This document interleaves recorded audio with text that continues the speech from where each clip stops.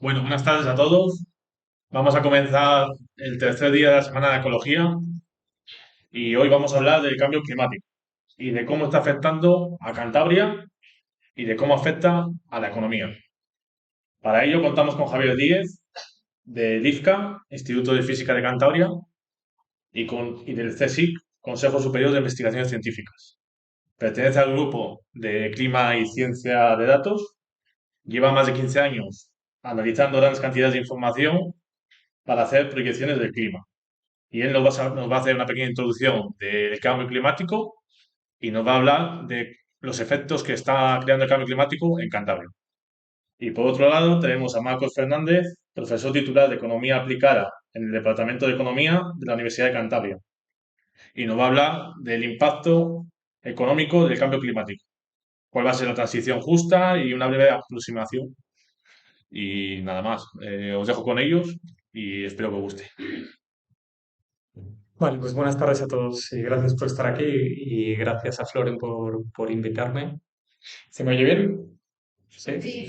Vale, pues sí, bueno, me presento, que ya me he presentado. Yo trabajé en el instituto, en el IH Cantabria, no sé si lo conocéis, vale, es un centro también de investigación que hay en Santander, que se dedican a temas más relacionados con el océano, con la hidráulica, hidrología, y tienen un tanque de olas donde hacen experimentos. Y allí hice el doctorado y luego cuando acabé me fichó un grupo que está en el Instituto de Física de Cantabria, que es un edificio que está detrás de la Facultad de Exactas, de Matemática y Física. Y nada, ahí llevo trabajando con ellos 5 años en un grupo que es de cambio climático, como han dicho, y ciencia de datos, que tiene mucha relación y vamos a ver por qué. Os lo iré explicando poco a poco. Entonces vamos a empezar hablando de qué es el cambio climático, que más o menos todos lo sabéis, pero lo resumimos y nos focalizamos en ello muy rápidamente. Vamos a hablar también de cómo hacemos proyecciones de cambio climático, que eso ya es más interesante, ya que me dedico a eso, pues está bien que os lo explique. Y luego hablaremos un poco de los efectos en Cantabria. Ya veremos que cuando bajamos de la escala global a la regional, a la local, el cambio climático tiene más incertidumbre y entonces es más complicado proyectar cómo va a ser el clima en el futuro. Pero bueno, lo vamos a intentar. Eh, Vamos a empezar. Bueno, aquí una imagen. Aquí lo que vemos es un glaciar en los Alpes suizos en 1865. La foto de la izquierda, de la izquierda y en la derecha la foto del 2019. Entonces, el tema, la problemática del cambio climático es algo palpable en una generación, pero ya no en una generación. Hay cambios en décadas o en 20 años, entonces es algo que a lo largo de nuestra vida ya lo estamos sufriendo. Aquí una imagen. Esta es la temperatura media global. Cuando oís en el telediario ha aumentado o no hay que aumentar, el Acuerdo de París dice que no hay que aumentar más de 1,5 grados la temperatura. ¿Qué temperatura es esa? Es la temperatura media global del planeta, del aire, a 2 metros. Si cogemos la temperatura de todo el planeta y hacemos su media, ahora mismo desde el periodo preindustrial, que preindustrial se supone que es el periodo de 1850 a 1900, que es un periodo en el que el efecto del hombre aún no era tan palpable, el cambio respecto a ese periodo no debemos superar los 1,5 grados y estamos de en torno al 1,3 ahora mismo. Entonces, tenemos poco margen, según ese Acuerdo de París. ¿Y por qué estamos calentando el planeta y por qué estamos calentando el globo? Pues por el efecto invernadero, que esto ya más o menos todos lo conocéis. Esto aquí no hay trampa ni cartón, esto se da en sexto de GB o como se llame ahora, y es básicamente pues una atmósfera más rica en CO2 y en otros contaminantes hace que la energía del Sol, cuando es reflejada por la Tierra, se reabsorba y eso hace que se caliente la atmósfera. Lo mismo que pasa en un invernadero, que tenemos plantas, exactamente el mismo procedimiento. Nosotros estamos quemando sobre todo combustibles fósiles que aumentan este porcentaje de CO2 que hay en la atmósfera y la consecuencia es que está aumentando la temperatura, ¿vale? Que esté aumentando la temperatura es algo que sabemos, que no hay incertidumbre en eso, y que lo podemos proyectar. Podemos saber cuánto va a aumentar la temperatura, por ejemplo, a finales de siglo, si sabemos cuánto vamos a contaminar. Repito, sabemos cuánto va a aumentar la temperatura a finales del siglo, si sabemos cuánto vamos a contaminar. Lo que no sabemos es cuánto vamos a contaminar y eso depende de nosotros. ¿De acuerdo? Aquí una imagen. Arriba en esta gráfica lo que veis es la concentración de CO2 a lo largo del tiempo. ¿De cuánto? Pues de 700.000 años. ¿Vale? ¿Cómo sabemos esto? Pues lo sabemos principalmente porque cogemos testigos en la Antártida y esos testigos, dependiendo de la profundidad a que los cogemos, pues sabemos que son de una era geológica o de otra. Y en esos testigos nos da información sobre la concentración de CO2, ¿de acuerdo? Entonces lo que vemos aquí es pues que ha habido una variación en el CO2 por diferentes procesos y causas, pero que ahora estamos aquí. Hemos duplicado la cantidad de CO2 de los últimos 700.000 años y además la hemos duplicado realmente en 50, 100 años. Lo que estamos aquí son escalas de miles o de cientos de miles de años. Nosotros lo hemos hecho de 50 y 100 años y esa es la problemática. Las especies, los ecosistemas no son capaces de adaptarse a ese cambio tan rápido. No es que el planeta nunca haya estado tan caliente, sí que lo ha estado y más que lo que está ahora, pero los cambios eran más graduales. Cuando hay cambios abruptos, lo que pasa es que los ecosistemas no se adaptan y eso repercute también en el ser humano, que somos parte de esos ecosistemas de alguna manera. Lo que tenemos debajo es la temperatura, cómo ha ido cambiando a lo largo del tiempo. Y si vemos las dos líneas, ¿qué es lo que podemos observar? Pues que hay una correlación muy grande. Cuando sube uno, sube una, sube la otra. Y cuando baja una, baja la otra. ¿De acuerdo? Vale. Pues esto es lo que esperamos hasta finales del 2100. ¿Cuánto va a subir la temperatura? Pues eso dependerá, como he dicho antes, de esos escenarios que nosotros son los que valoramos, escenarios que nos dice cuánto va a contaminar el ser humano. Como no sabemos cuánto va a contaminar el ser humano, lo que hacemos es proyectar nuestro clima para diferentes escenarios. Un escenario en el que contaminamos mucho, como lo estamos haciendo, otro escenario en el que a partir de 2050 empezamos a aplicar medidas de mitigación, de reducción, otro escenario en el que paramos de contaminar ahora mismo. Teniendo todos esos escenarios, podemos tener una imagen de cómo sería, o varias imágenes de cómo sería nuestro mundo, nuestro clima en el futuro. ¿De acuerdo? ¿Y cómo sabemos esto? Pues nosotros lo que utilizamos para predecir el clima es exactamente lo mismo que lo que veis en el telediario, ¿de acuerdo? Para predecir el tiempo. ¿Sabéis la diferencia entre tiempo y clima? El tiempo es lo que hace hoy, pero puede ser que no sea representativo del clima de Santander, ¿de acuerdo? El clima es, por ejemplo, la media de la temperatura en un periodo de 30 años. Se nos da información sobre el clima en una zona, o la media de la precipitación durante 30 años. Eso nos da información sobre el clima de una zona.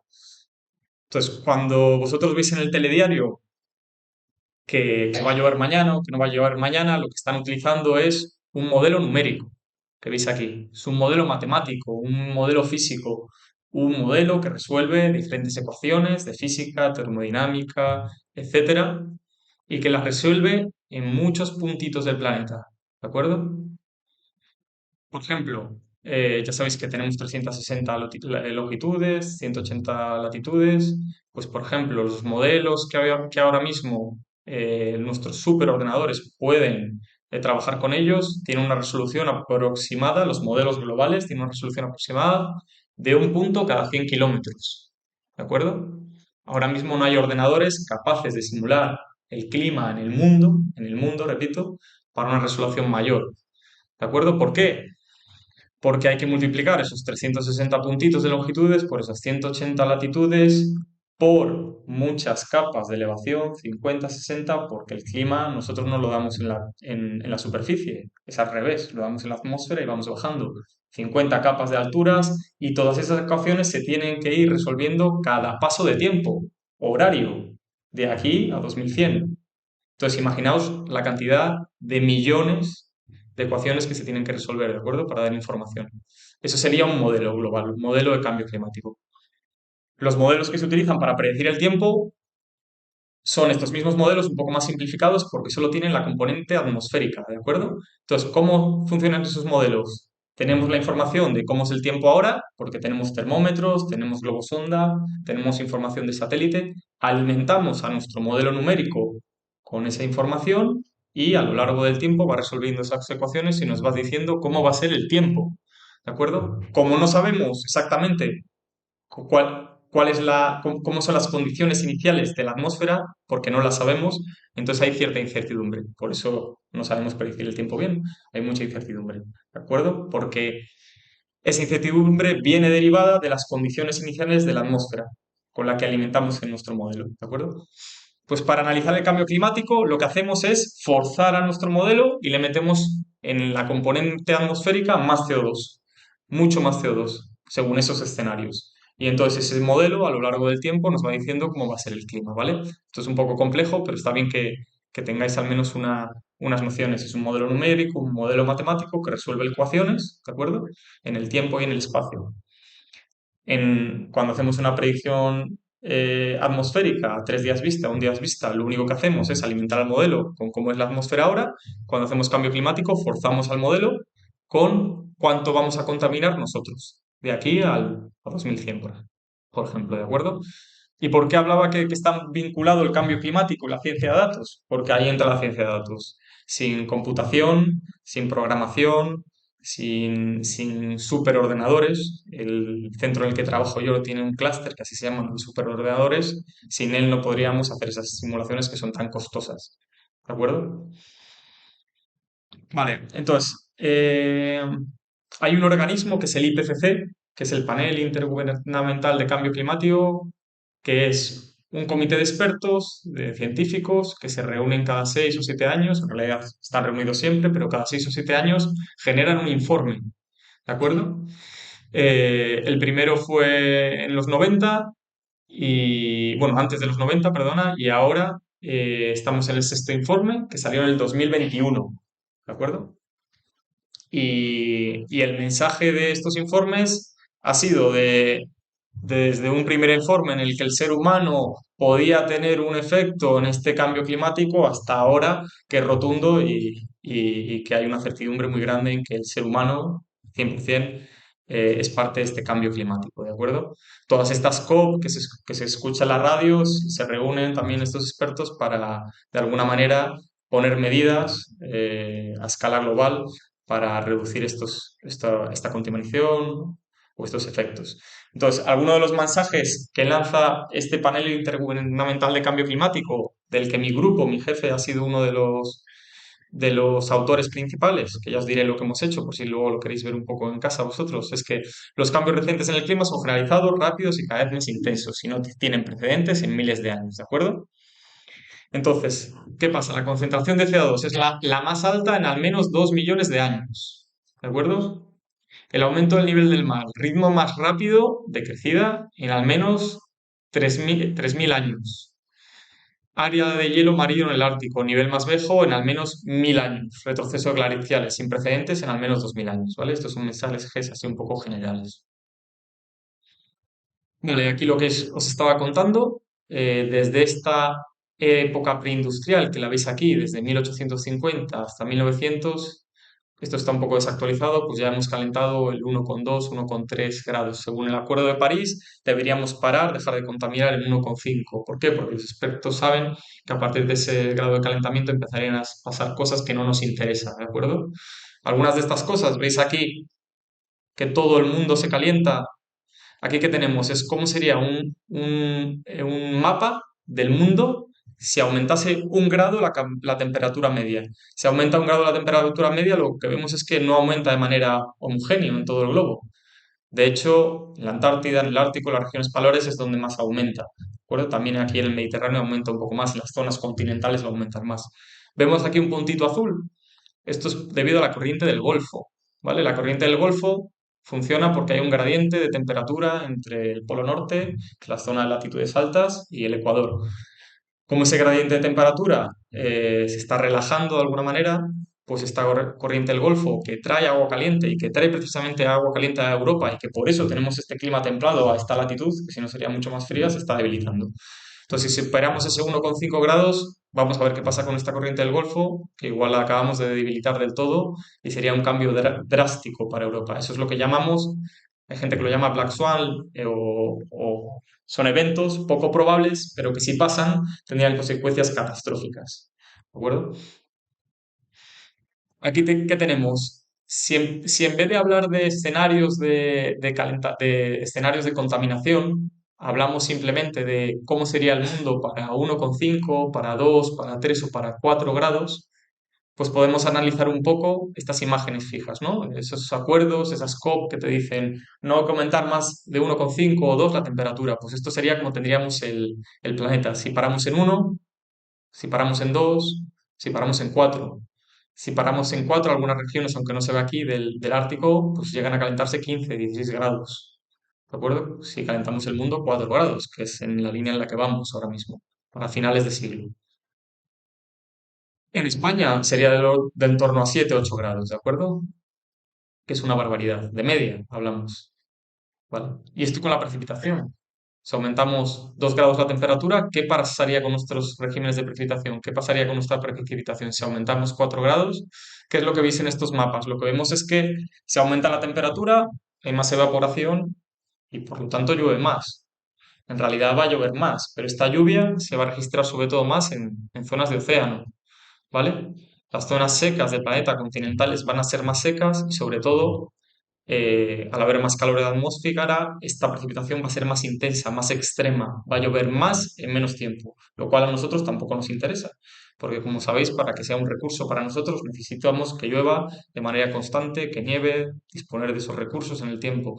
Si llueve de manera extrema y rápida, ese recurso le perdemos, aparte de que tiene consecuencias negativas. Bueno, pues haciendo el cambio climático, este calentamiento global está haciendo que los eventos climáticos extremos, como las olas de calor, las lluvias torrenciales, las sequías, sean más frecuentes y severas. Bueno, el cambio climático ya está afectando a todas las regiones del planeta en múltiples formas. Los cambios que experimentaremos aumentarán con un mayor calentamiento, ¿vale? Aquí tenemos un, cuando se hizo este informe del IPCC, aparte de dar información para expertos, lo que intentamos es dar información para políticos, para que ellos puedan tomar decisiones. Entonces, los mensajes no pueden ser muy complicados, tienen que estar simplificados al máximo, ¿de acuerdo? Un informe que es de, no sé si son de 2.500 páginas, se resumió en 15 páginas para políticos, para que puedan saber lo que está pasando. No tienen tiempo para leer más. Entonces, lo que vemos aquí es el mundo simplificado en hexágonos, ¿de acuerdo? Región del Mediterráneo, región del oeste de Europa, y aquí te dice, ¿qué pasa con los extremos cálidos? Esta es la información que nosotros transmitimos para que sea entendible y que se puedan tomar medidas. ¿Qué pasa con los extremos cálidos? Es decir, ¿qué son los extremos cálidos? Pues número de días por encima de los 35 grados, número de días por encima de los 40 grados, ¿de acuerdo?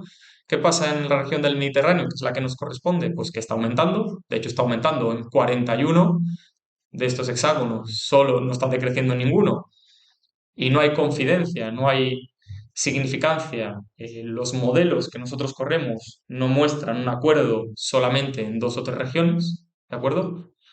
Eh, y cuando vienen 3 puntitos es que el nivel de confidencia es muy alto, lo más alto posible.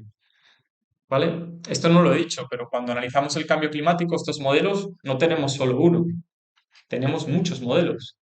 Hay un instituto europeo, hay un instituto español que se encarga de hacer unos, otro chino, otro estadounidense, otro ruso, otro argentino. Entonces, al final lo que tenemos es representación de todos los países del mundo y lo que damos es cuando todos esos modelos, todos los modelos corridos por diferentes centros de investigación, con diferentes parametrizaciones, con diferentes, etcétera, van en la misma línea, decimos que hay confidencia. ¿Vale? Cuando no, cuando algunos van para arriba y otros van para abajo, decimos que no hay confidencia, que no es robusta este cambio o que no hay significancia, también se dice.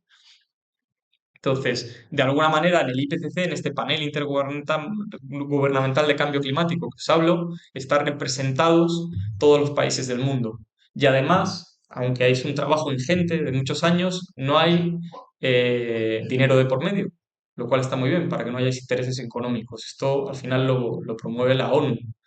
Entonces, la idea es que si igual a Estados Unidos le interesa mandar un mensaje diferente al que manda Europa o al que manda Rusia, pues no se puede hacer, porque en esta información que damos están representados todos los países del mundo. ¿De acuerdo?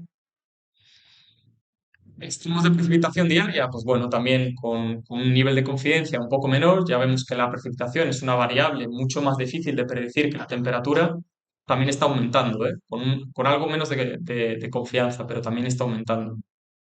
Cuando se hablen en las noticias de, no hay que mezclar cosas, el cambio climático, el calentamiento global es algo seguro.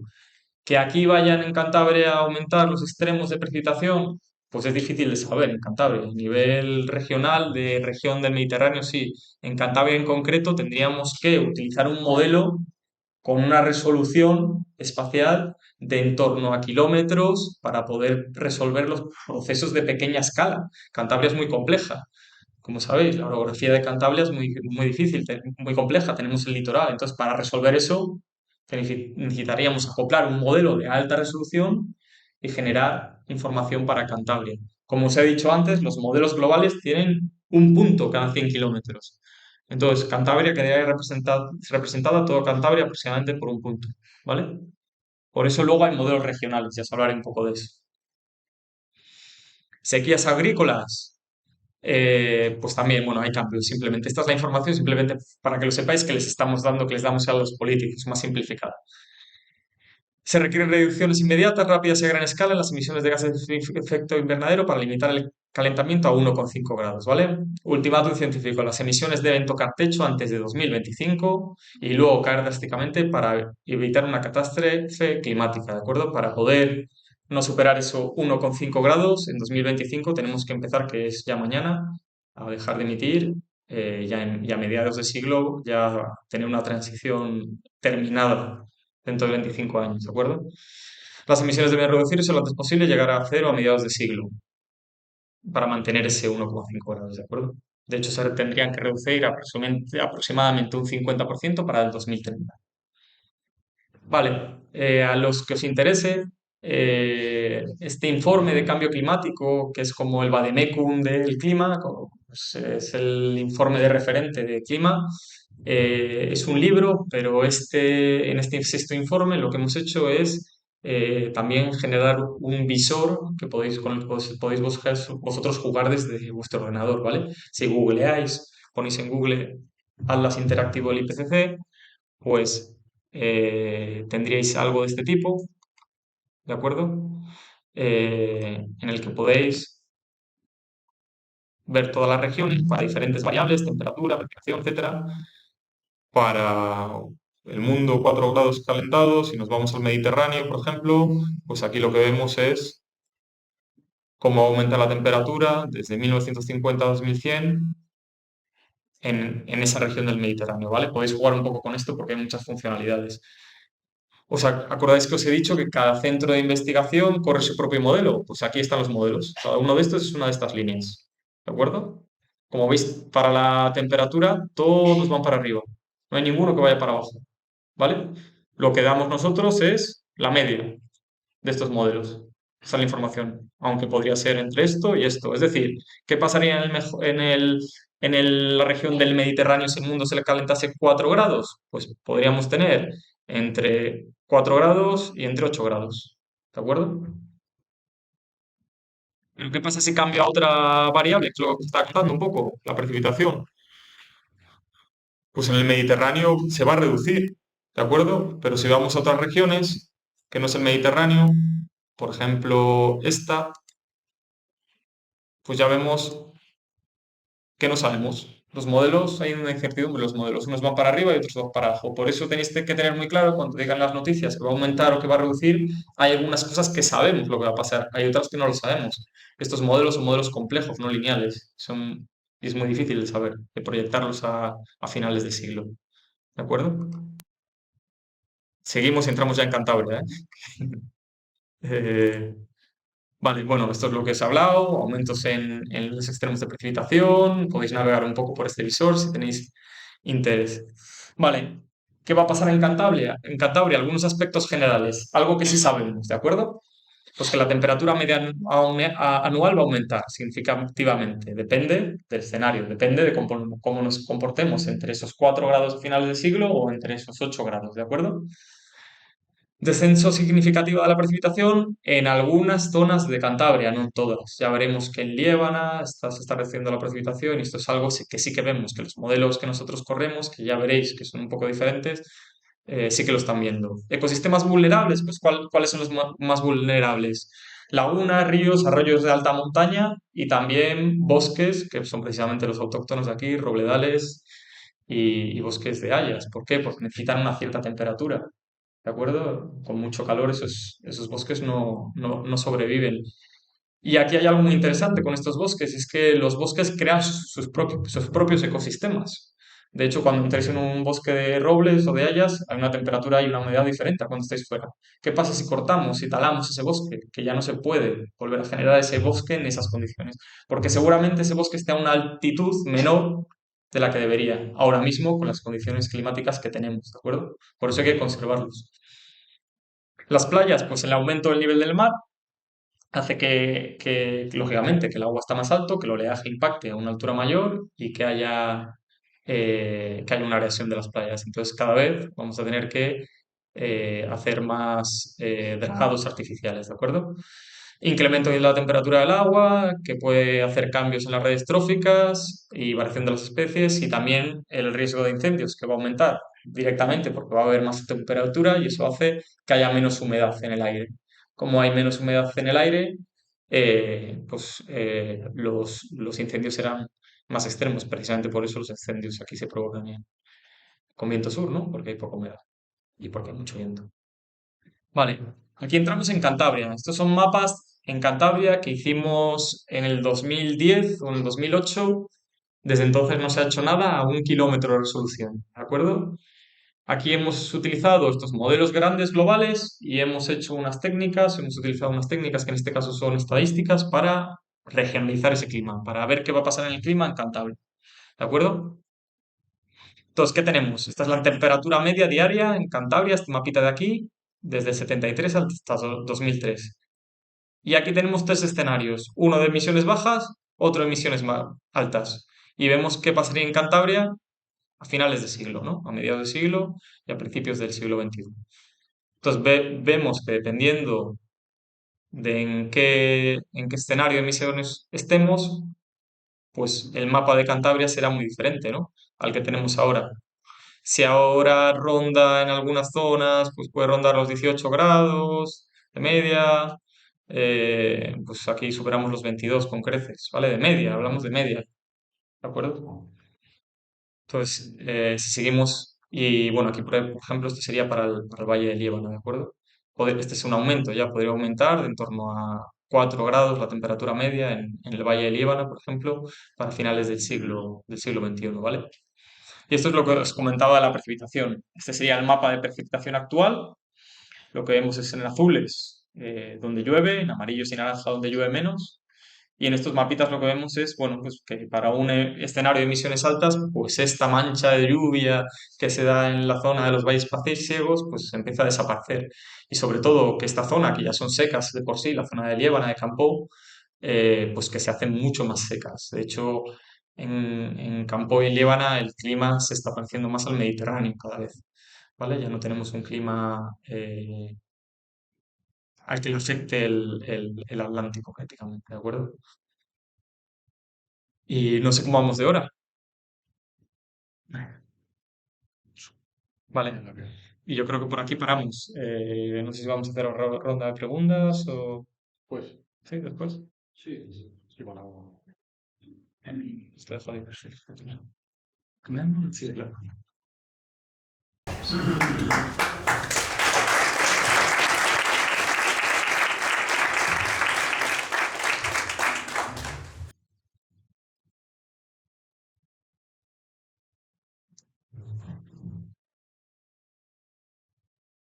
Ahí está. Gracias.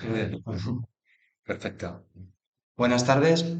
Muchísimas gracias a todos los asistentes, a Floren por la invitación, a Javier por la magnífica ponencia. Yo he venido aquí a hablar, pero también he venido a aprender. Desde luego, esto es interdisciplinar y he aprendido un montón. También me he preocupado, con lo cual, bueno, pues supongo que voy a continuar en esa línea, ¿no? De poner de relieve lo preocupante, aparte de lo interesante que es este tema. Yo voy a dar la visión económica. Yo soy Marcos Fernández, soy profesor de Economía Aplicada en la Universidad de Cantabria. Es la tercera vez que estoy en la Semana de la Ecología en Torrelavega Con lo cual, pues bueno, muy contento de estar en un foro tan vivo, ¿no? Y tan dinámico como este. Voy a hablar, bueno, pues como decía, del impacto económico en un primer apartado, ¿qué sabemos a nivel mundial del impacto económico del cambio climático? En un segundo apartado hablaré de la Unión Europea y sus regiones, qué sabemos de qué impacto económico está teniendo y puede tener el cambio climático en Europa y a nivel regional. Hablaré un poco del impacto en los hogares, cómo nos puede afectar en el bolsillo de los hogares. Y luego hablaré un poco de la transición justa, que es un tema que también en términos de política económica está empezando a sonar mucho y seguramente va a ser uno de los grandes temas en los próximos años y en las próximas décadas. ¿Qué sabemos? Esta primera parte a nivel mundial. También me baso en el IPCC que presentaba Javier. Yo creo que son ponencias en ese sentido complementarias. En el segundo tomo, de hecho, que es un tomo de 3.000 y algo páginas. Desde luego un estudio, bueno, pues muy largo y muy completo. Primero sabemos que el impacto económico, como es lógico, va a ser mayor cuanto mayor sea el calentamiento. Por ejemplo, ellos comparan un escenario de 1,5 grados de calentamiento respecto a esos niveles preindustriales frente a un escenario de 3. Lógicamente va a ser mayor con 3 grados que con 1,5, pero va a ser más que proporcionalmente mayor. Esto llega un momento que es creciente. Desde un punto de vista económico, ¿qué ocurre? En cuanto a costes, en cuanto a daños. Daños en propiedades y en infraestructuras, por mayor número de desastres, de fenómenos extremos climáticos que pueden dañar viviendas, carreteras. Segundo, pérdidas en sectores económicos, por ejemplo, la agricultura, se vea deteriorada, el turismo, otros sectores. Tercero, pérdidas de productividad laboral. El día que hace mucho calor, yo soy menos productivo en el trabajo, tengo menos ganas de trabajar, pienso peor, rindo peor. Si trabajo en la calle, eh, también voy a rendir menos. Toda esa productividad laboral tiene un coste económico. Cuarto, costes para la salud, mayor probabilidad de enfermedades, de problemas sanitarios, y todo eso también los economistas, bueno, pues lo cuantificamos también en términos monetarios. Costes para los mercados financieros por la inestabilidad y la inseguridad y costes para los seguros también. Es decir, hará falta contratar más seguros para cubrirnos de este tipo de riesgos, que van a ser más frecuentes, y además los seguros pues, tendrán más incertidumbre, lo cual también podrán tener pérdidas. Y luego costes de la recuperación ante un fenómeno climático extremo y de la adaptación ante ese tipo de fenómenos que puedan ser más frecuentes. Es un poquito por enumerar los costes. Los economistas somos como somos y también ante un fenómeno que obviamente os puedo decir que como ciudadano me preocupa mucho, hablamos de costes y de beneficios, porque también hay beneficios económicos del cambio climático, aunque suene un poco crudo decirlo así, ¿no? Pero también los hay. Desde un punto de vista puramente económico, también hay beneficios. Por ejemplo, en territorios muy al norte, por ejemplo, en Escandinavia, la agricultura va a ser más rentable si la temperatura sube. Por ejemplo, el transporte en el Ártico, si hay menos hielo, va a ser más rentable. O sea, también va a haber beneficios económicos del cambio climático. Lo que pasa es que los costes van a ser mucho mayores. Por ejemplo, aquí hablamos por sectores, bueno, pues por destacar, son estimaciones sobre el PIB, distintas, cada columna es una estimación, entonces por destacar un poco, también hay diferencias entre ellas, por destacar el promedio de todas ellas, algunos elementos donde va a haber un mayor impacto negativo. Aquí donde dice Other Markets se está refiriendo sobre todo a la productividad laboral. Es decir, que vamos a ser menos productivos en el trabajo, sobre todo en los lugares donde ya hace mucho calor y ese calor se va a disparar. Impacto de 0,64% del PIB. Por ejemplo, también impacto sobre la salud, en promedio un 0,48% del PIB. En la agricultura, 0,23% del PIB. Catástrofes medioambientales, 0,21. Bueno, si sumamos, es un escenario con un calentamiento de 2,5 grados, digamos que ahora estamos en torno al 1,3, nos explicaba Javier, pues más o menos el doble de lo que tenemos ahora, impacto de 2,71% del PIB en el promedio de los escenarios. Alguien dirá, bueno, por ponerlo en valor, ponerlo 3% no es tanto, ¿no? Vamos a perder 3 de cada 100. Bueno, para que nos hagamos una idea, la crisis más intensa que, que podemos recordar así en términos relativamente recientes en España, en el año 2009, ese año cayó el PIB un 4%. Ya sabéis qué efectos tuvo. Ese año, pero claro, una crisis de ese tipo que tiene un componente económico luego se recupera. Bueno, decía la crisis más intensa. Estaba olvidando, por supuesto, la del COVID. Fue más intensa todavía, pero la recuperación también fue más rápida. Pero para que nos hagamos una idea, la crisis de 2009, 4% de caída del PIB. Y se recupera. Esto sería un impacto cada año. O sea, sería cada año tener una crisis como la de 2009 a nivel mundial. O sea, primero sabemos que hay un impacto y que hay un impacto mayor cuanto mayor sea el calentamiento. O sea, no es lo mismo hablar de 1,5 grados que de 2,5 que de 4 grados.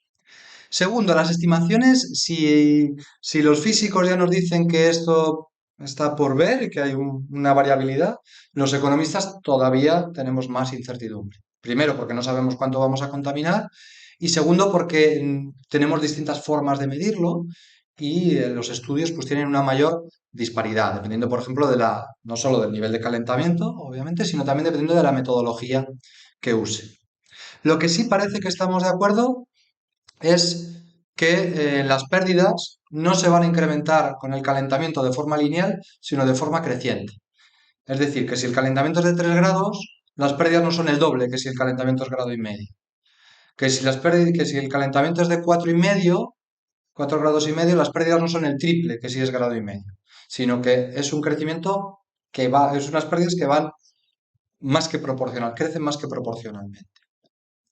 Por ejemplo, el IPCC nos destaca ese dato que si en el año 2100 tenemos 4 grados de calentamiento, las pérdidas podrían superar a las que supuso la gran recesión en el año 2008-2009, para hacernos una idea. Pero no es una recesión que uno se recupera, sino que es cada año vamos a tener este efecto. Bueno, aquí es un trabajo publicado ahora en 2024 que analiza, es un metaanálisis, es decir, analiza qué concluyen otros estudios y nos dice, bueno, pues cada uno de los estudios es un punto, ¿no? Aquí tenemos representado el calentamiento en el eje horizontal y en el eje vertical la pérdida de PIB. ¿Vale? Pues por ejemplo, la línea gris es la que marcaría el promedio de esos resultados. Nos dice, veis que se va haciendo cada vez más inclinada. Cuanto mayor es el calentamiento, mayor es la profundización de la pérdida económica. Por ejemplo, si decimos, bueno, pues este calentamiento de 4 grados, que sería este punto, pues la pérdida económica en torno al 3% del PIB, de acuerdo a este estudio. Pero ya digo, hablar del 3% del PIB, del 4% del PIB, no es hablar de que tenemos 100 euros en el bolsillo y perdemos 3. Es hablar de que hay un impacto, pues es una crisis, pero una crisis permanente. Por tener algo tangible que ya está ocurriendo, el World Economic Forum ponía de relieve unos datos del impacto económico que está teniendo ya los eventos climáticos extremos. Por ejemplo, en la última década han tenido un impacto, aunque en inglés habla de billion, estaríamos hablando en castellano de miles de millones de euros, ¿no? 1.500 millones de euros durante la última década de impacto, sobre todo de inundaciones y tormentas. Es casi 10 veces más, unas 8 veces más el impacto que estos fenómenos, el impacto económico que estos fenómenos tenían en la década de los años 70. Ya estamos teniendo impactos de este tipo con una magnitud importante. O sea, sabemos que el impacto que tiene un impacto económico que es creciente y más que creciente, ¿no? Con mayor calentamiento. Y otra tercera cosa que sabemos y que es muy importante, o que nos pone de manifiesto el IPCC, es que ese impacto es variable, que el impacto económico me estoy refiriendo ahora, y que va a ser mayor, primero, en países en desarrollo, en zonas más pobres. ¿Por qué? Porque ya en general tienen climas más cálidos, con lo cual que aumente la temperatura una cantidad importante va a ser pues, un impacto mucho más grande precisamente en estos países. Y segundo, dependiendo del empleo, de la especialización. Regiones que se especialicen en la agricultura, en estos casos son los propios países en desarrollo, en la pesca, en la explotación forestal, lo mismo. El turismo, por ejemplo, el Mediterráneo. Lugares donde, bueno, pues haya más trabajo en el exterior, trabajo en la calle, que se va a hacer, ¿no?, más peligroso y más complicado. Pues son lugares que van a sufrir más el cambio climático, ¿no? Por lo tanto, ya nos estamos haciendo una idea que aquí voy a hablar de desigualdad. Que el cambio climático va a exacerbar la desigualdad a nivel mundial y dentro de los países, pues posiblemente también. Y en particular son tremendos los datos que da todo esta primera parte desde el IPCC, por tanto es muy fiable dentro de la información que tenemos. El impacto en África. Hay que hablar de África porque es el continente que económicamente pues, más pobre y que además va a tener un mayor impacto del cambio climático. ¿Por qué? Por la dependencia de la agricultura, que va a sufrir mucho, bueno, por el calor que ya de por sí hace en África, por el impacto que va a tener en la productividad del trabajo, que se va a volver más complicado trabajar de forma productiva en África, y por los desincentivos a la educación. Si en África la economía funciona peor, pues esto va a desincentivar que las personas se quieran formar. Por ejemplo, ante un calentamiento de 2,3 grados, el IPCC nos habla de un efecto del 12% en el PIB per cápita de África en el año 2050. Ante un calentamiento de 4 grados nos habla de un efecto del 80% en el PIB per cápita en el año 2100. O sea, un 80% de efecto en el PIB per cápita es decirnos que va a ser invivible económicamente África. ¿Vale? Si a esto le unimos que África está viviendo y va a vivir una explosión demográfica, es decir, la población en África está creciendo a unos niveles extraordinarios, el número de veces en los que África va a superar en población a Europa en el año 2100, si sigue con las proyecciones actuales, pues va a ser importante. África va a vivir una explosión demográfica o está viviendo ya. Si unimos esa explosión demográfica y esta explosión climática, pues nos podemos hacer una idea de la presión que eso va a suponer de que muchísimos habitantes en África que no van a poder vivir allí y que van a querer salir de allí, y eso indirectamente también nos va a tocar en Europa. Van a querer vivir en un lugar que sí que sea vivible económicamente. Por tanto, bueno, pues este fenómeno que ahora ya vemos, pero vemos a escalas relativamente pequeñas, pues a lo mejor dentro de unas décadas lo vemos a unas escalas enormes, ¿eh?, con todas las tensiones que eso puede provocar. Impacto, también datos del IPCC, impacto que está ya teniendo, son datos comparando 1991 con 2010, el impacto económico del cambio climático en el PIB per cápita de países africanos, en algunos como Mauritania, Mali, Níger, Sudán, Chad, Burkina Faso, hablamos del 20% de caída del PIB per cápita como consecuencia del cambio climático. Ya, bueno, ya, 2010. En otros, pues en torno al 15, el 10%, los que tienen un clima un poquito menos cálido, pues el impacto también un poco más moderado, pero son cifras tremendas que ya, pues ya no están ocurriendo. Si hablamos de un impacto, pues aquí por países, ¿no?, de un impacto de 4 grados del calentamiento global, pues vemos como en zonas del oeste de África supondría una caída del PIB per cápita de más del 90%. O sea, van a ser zonas inviables económicamente, si ya de por sí son zonas que económicamente tienen muchos problemas, ¿eh? Pero en general casi toda África viviría un impacto de en torno al 80%. O fijaos algo relativamente pequeño como que, ¿qué impacto tendría en África que el calentamiento en vez de 2 grados sea de 1,5 grados? Poco por lo que estamos luchando ahora. Pues en algunos países como Egipto, 20% se salvaría de su PIB per cápita, que es muchísimo. En otros países africanos, 10, 15%. O sea, ese medio grado de diferencia, que es relativamente poco y que bueno, parece ser que todavía es lo que puede estar eh, ahí, ¿no?, pues en África tendría un impacto grandísimo. Ya no os hablo nada, pues eso, ¿no?, el 4 grados. Bueno, luego otro gran debate es quién contamina, quién está contaminando. Decimos Europa. Europa ahora mismo supone el 8% de las emisiones. Y botella medio llena, la parte positiva, en el año 1990 suponíamos el 16% de las emisiones mundiales. Nos hemos puesto las pilas, ¿no?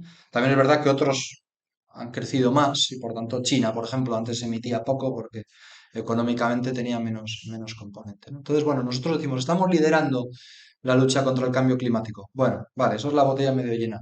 Botella medio vacía, todavía contaminamos más que nuestro peso en términos de población. Nuestro peso en términos de población es el 5, el 6%. O sea, todavía contaminamos más por habitante que otros. Y luego, claro, si vemos el histórico, si vemos lo que hemos acumulado de contaminación, pues hemos contaminado el 16% del total. O sea que, bueno, tenemos una responsabilidad histórica también ahí, ¿no? Hemos contaminado mucho. Y entonces, bueno, pues eso explica también que tengamos que ser los primeros también, seguramente, en dejar de contaminar. Pero esto es un gran debate en la política económica mundial. Europa, vamos a hablar un poco de Europa y un poco de las regiones europeas. ¿Dónde va a venir el impacto económico del cambio climático en Europa? Pues aquí tenemos representado cada columna: norte de Europa, oeste y centro de Europa, este de Europa, sur de Europa. En color amarillo más oscuro serían los impactos en los que, como decía Javier, tenemos más certeza que se van a producir. Y los triángulos que veáis más grandes son los mayores impactos económicos, superiores, en este caso, al 1% del PIB. Una cosa que nos llama la atención aquí, bueno, escenario de 1,5 grados y escenario de 3 grados. Lógicamente, con el escenario de 3 grados de calentamiento, el impacto mayor. Una cosa que nos va a llamar la atención, sin duda, los impactos mayores sur de Europa. En el sur de Europa esperamos impactos económicos mucho mayores que en otras zonas de Europa. ¿A qué se van a deber los impactos en el sur de Europa? Pues cambio en la productividad agraria, reducción de la productividad agraria, sobre todo si el calentamiento es de 3 grados. Muchos cultivos pues, se van a volver más improductivos o directamente improductivos. El mayor impacto va a ser la reducción de la productividad laboral. En las zonas del sur de Europa donde ya hace calor, si el calentamiento es de 1,5 grados se va a notar. Si el calentamiento es de 3 grados se va a notar todavía más. Va a ser menos productivo trabajar ahí. Nos va a costar más rendir ahí. Cambios en la mortalidad. Esto es un poco menos, estamos un poco menos seguros, pero parece ser que lo más probable es que va a haber un coste económico de que la mortalidad, y que además que va a ser un coste económico importante, de que la mortalidad en el sur de Europa va a ser mayor como consecuencia de ese tipo de eventos. Daños en sectores económicos como consecuencia de las sequías, también con una probabilidad bastante importante vamos a tener un impacto. También cambios como consecuencia de la demanda de energía por necesidades de aire acondicionado. Si el calentamiento es de 3 grados, parece también bastante probable. Y cambios en las infraestructuras y daños en las infraestructuras como consecuencia de las inundaciones costeras, pues parece que también van a ser importantes y sobre todo si el calentamiento es de 3 grados. O sea que el impacto en Europa no va a ser tan grande como en África, pero va a ser importante y sobre todo se va a concentrar en el sur de Europa. En términos de PIB, pues dependiendo del escenario, con un calentamiento de 1,5 grados, hablamos de 0,25% del PIB de Europa de impacto. Con un calentamiento de 2 grados, 0,45 aproximadamente. Y con un calentamiento de 3 grados, en el año 2050, hablamos de un impacto ya de casi 0,9% del PIB en Europa. Entonces, sin ser el impacto de África, es un impacto importante. ¿Y a qué se debe? Pues demanda de energía que va a generar el calor, demanda de aire acondicionado, un impacto muy importante, pérdidas de productividad laboral como consecuencia del calor, inundaciones, tanto de los ríos como de, un poco menor medida, costeras, mantenimiento de carreteras y de ferrocarril y sequías. Estos son datos de la Comisión Europea en un informe sobre cohesión territorial que acaba de presentar. Hablamos de un impacto con ese escenario de 2 grados, que es en el que está trabajando la Comisión Europea, pero bueno, ahora mismo sería, seguramente, no sé si lo firmamos, pero habría que firmarlo. Sería el escenario, bueno, pues, no llegamos a eso de 4 grados, que da auténtico pavor. Pues hablaríamos de un impacto en Europa de eso, del 0,44% del PIB. Un poco por esto que comentaba. Energía para aire acondicionado, pérdida de productividad, eventos climáticos extremos, cambio de los patrones turísticos. Bueno, ahí en el tema del turismo va a haber ganadores y perdedores, ¿no? Habrá zonas en las que el turismo se vuelva más rentable. Entonces, si vemos este impacto por regiones, En la mayoría el impacto va a ser inferior al 1% del PIB. Hablo de un impacto del calentamiento de 2 grados. Pero hay 42 regiones en Europa en las que habrá un impacto superior al 2% del PIB. O sea, eso es un impacto como el de una crisis importante. Incluso en 11 regiones el impacto estima la Comisión Europea que será superior al 5% del PIB. Y ya hablamos de una crisis muy dura, ¿eh? Entonces, además es una crisis que se va a repetir, va a ser continuar.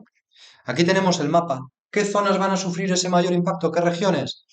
Pues el Mediterráneo, sobre todo Grecia, Córcega, algunas zonas de Bulgaria y de Rumanía, bueno, casi todo el Mediterráneo, Croacia, Italia, sur de España, sur de Portugal, algunas regiones de Francia, sur y centro de España. Bueno, pues España, toda la mitad sur y gran parte del este estaría entre esas regiones en las cuales el impacto pues, va a ser en torno al 2% o superior del PIB, ¿vale? Un poco porque son los más afecta. En los hogares, bueno, pues en los hogares nos va a afectar de tres formas el cambio climático. Es lo que hablamos del mecanismo del gasto, mecanismo de los activos y mecanismo de la productividad. Mecanismo del gasto, porque vamos a tener que gastar más en cosas que se van a volver más caras. Consumo de productos y servicios sanitarios, que se van a hacer más inaccesibles o más caros. Al final, en economía, lo que es más difícil de acceder, pues se vuelve más caro. Los alimentos, que como van a escasear, pues algunos se van a volver más caros. La energía, lo mismo, y bueno, y otros elementos. Por otro lado, el mecanismo de los activos. Los eventos climáticos extremos van a destruir algunos activos, como por ejemplo las viviendas, o los van a dañar. Y por ahí vamos a perder capital, vamos a perder riqueza los hogares. Y luego la productividad. Como en algunas zonas va a hacer más calor y el trabajo se va a volver menos productivo, pues hay una conexión entre productividad e ingresos salariales. En estas zonas los salarios serán menores o será más difícil obtener trabajos con salarios adecuados. Entonces, por destacar, ¿qué se va a notar aquí? Esto es un informe que ha presentado el Comité Económico y Social Europeo a partir de un estudio de expertos en el tema. En cuanto al gasto, se va a incrementar nuestro gasto en productos y servicios sanitarios y en alimentación. En Europa se va a reducir, esto sería un beneficio, entre comillas, del cambio climático. En Europa de media se va a reducir el gasto en energía, porque en zonas donde hace más frío se va a reducir el gasto en calefacción. Pero en el sur de Europa se va a incrementar el gasto en aire acondicionado. O sea, cuando hablo de que hay un beneficio, quiero decir que, bueno, los economistas lo podemos poner todo en una balanza, pero que haya un beneficio concreto no quiere decir que los costes al final sean mucho mayores. Y luego vamos a tener que incrementar los hogares también nuestro gasto en seguros. Vamos a tener que contratar más seguros para este tipo de eventos inciertos y cada vez más dañinos. Por el lado de los activos, en términos medios, se va a reducir el valor de la vivienda como consecuencia de que va a haber un deterioro por más eventos climáticos extremos. Esto no quiere decir que todas nuestras viviendas van a perder valor o que todas nuestras viviendas van a sufrir una inundación, pero habrá un mayor porcentaje de viviendas que sufran este tipo de daño. Aunque sea el 1, el 2, el 3%, obviamente al que le ocurra eso, esto es como la lotería, pero al revés, ¿no? Y más extendido. Y luego el mecanismo de la productividad pues, se va a traducir en una reducción de los ingresos salariales esperados medios.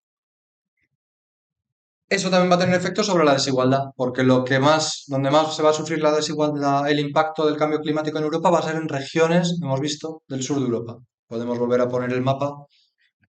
Regiones de Grecia, regiones de Bulgaria, de Rumanía, de España, sur de España sobre todo, de Italia, de Portugal, que son las regiones más pobres de Europa. Y además estos efectos, por ejemplo, el mecanismo de la productividad, se va a notar más en hogares más pobres. Pensar el trabajo en la calle. El trabajo en la calle en zonas donde hace calor se va a hacer más penoso.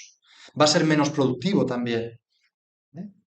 Van a ser trabajos que a lo mejor se vuelve más rentable sustituirlo por máquinas, precisamente por lo penoso que se vuelve. Entonces, ¿eso en qué se traduce? En que en hogares especializados o hogares que sus ingresos se basan en este tipo de trabajo, va a ser menos probable que tengan un empleo o el salario esperado que van a tener va a ser más bajo.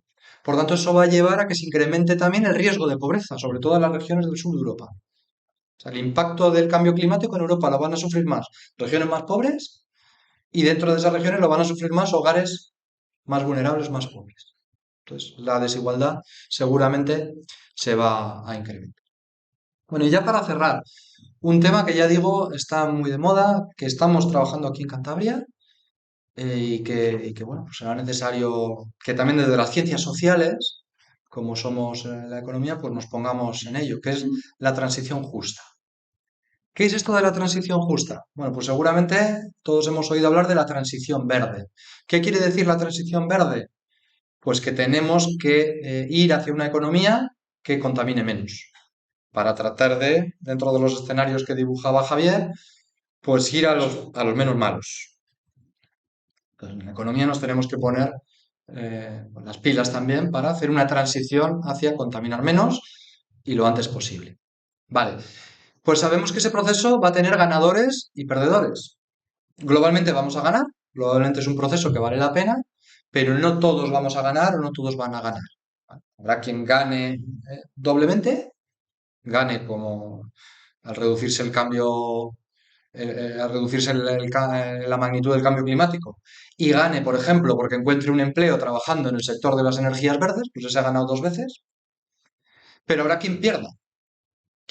Por ejemplo, regiones muy especializadas, un ejemplo muy claro, hace poco estuve en Asturias, pues regiones especializadas en la minería de carbón, si es un sector que va a cerrar, pues estas regiones van a verse muy deteriorado su tejido económico y las personas que viven ahí.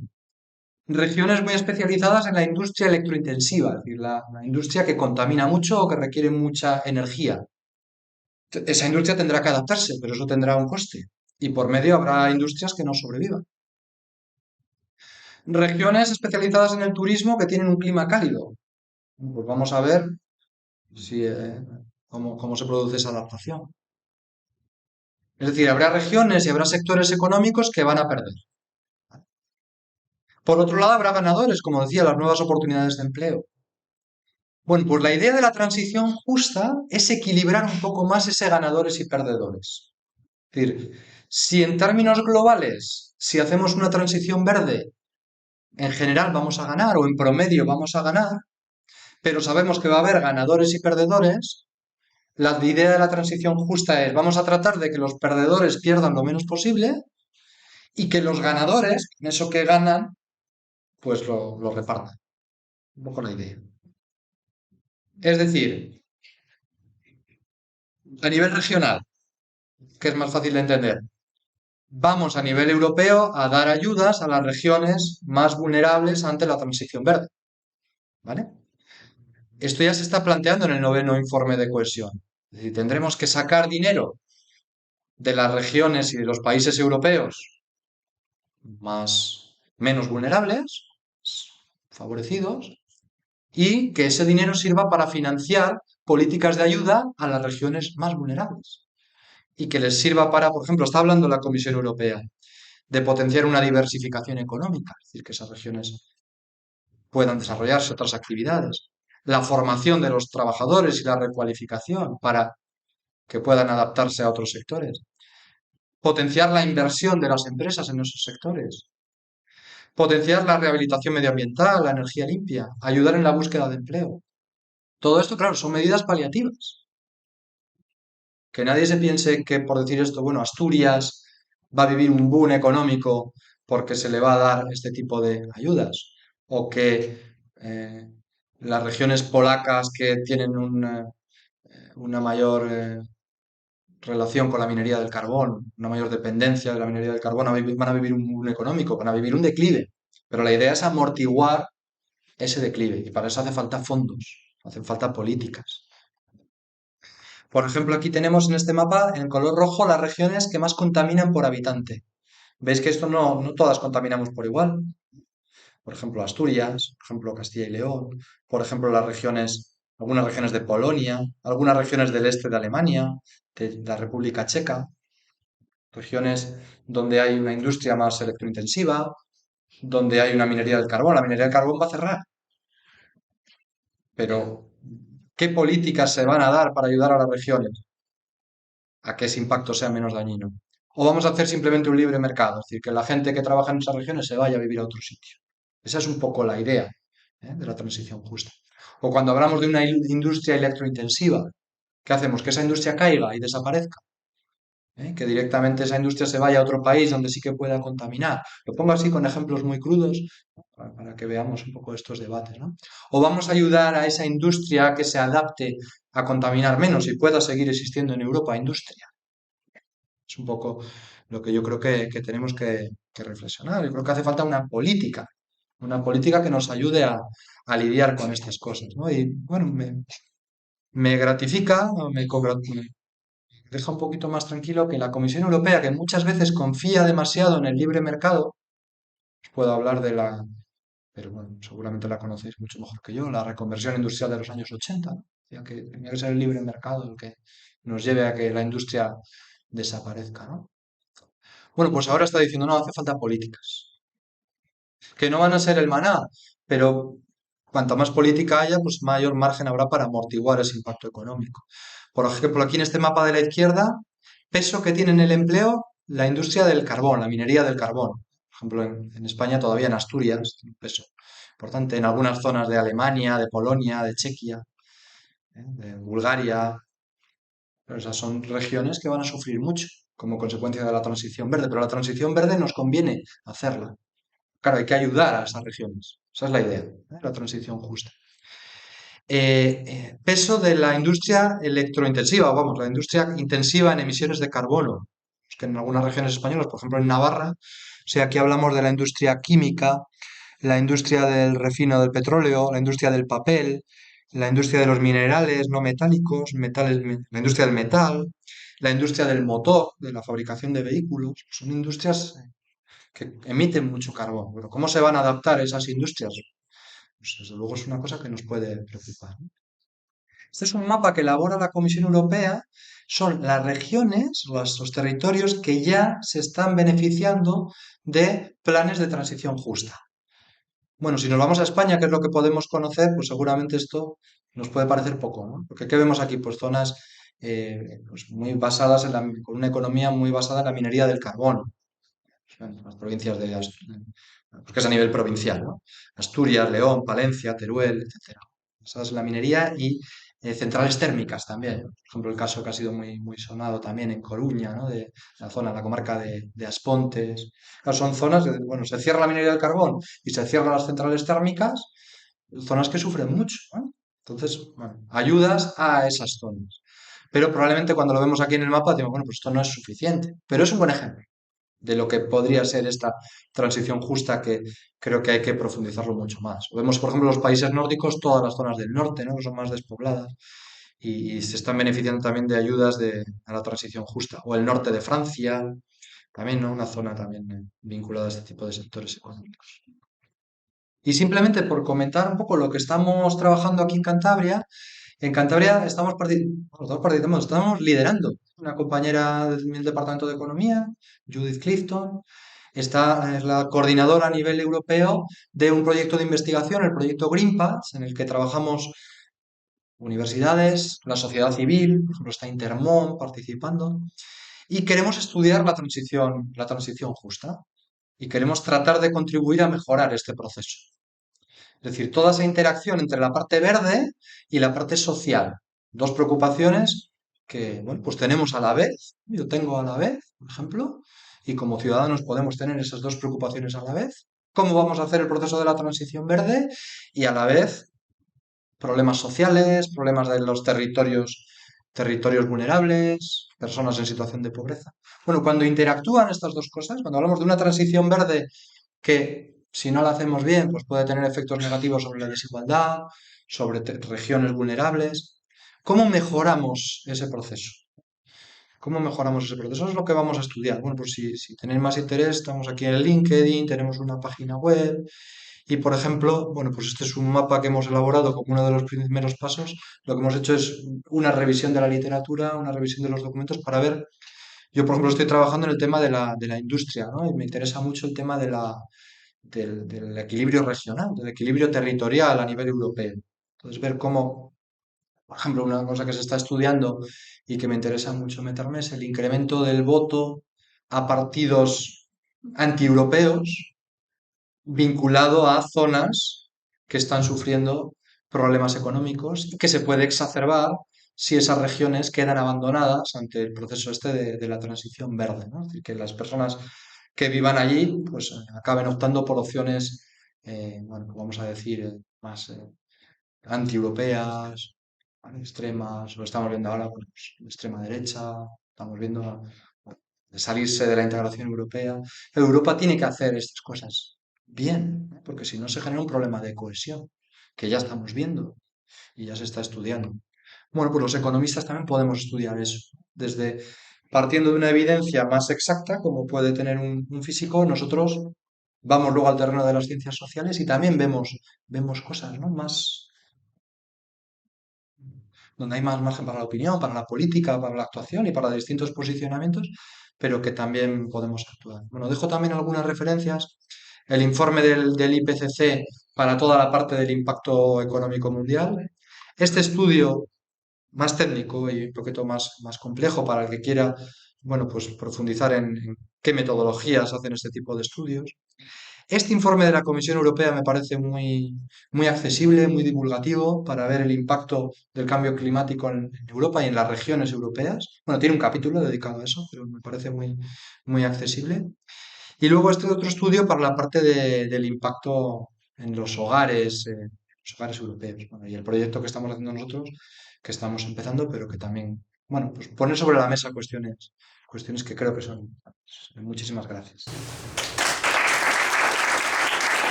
Ahora pasamos al turno de preguntas, si tenéis alguna duda.